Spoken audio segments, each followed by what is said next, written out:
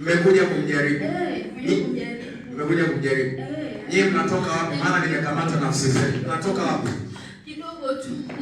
Tumekuja kumjaribu maana huyu. Tumemwekea yani mitego mingi. Mmemwekea mitego mingi. Yaani sana. Yaani sijui anatupoteaje. Yaani sijui hata tulikosea wapi.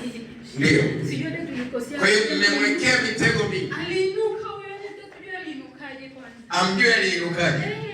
Sasa kwa wenyewe alituma nije nimjaribu tu kidogo. Walikutuma uje umjaribu kidogo. Tuna shida na kile kitu ambacho alichokibeba.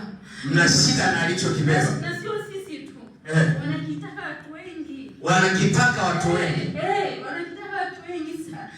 Huyu alichokibeba. Amebeba nini huyu? Amebeba nini? Amebeba kitu kikubwa.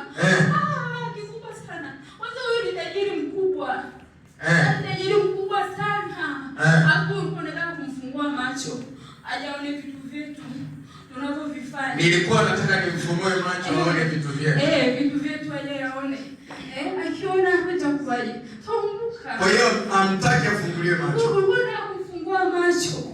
Kuna vitu vingi vya familia vimefanyika. Vimefanyika kwake. Vinafanyika. Huyu ndo tunajua huyu ndo ataona. Maana huyu ndo kinara huyu. Kwa hiyo mmezuia asione. Huyu ndo tulimtafuta.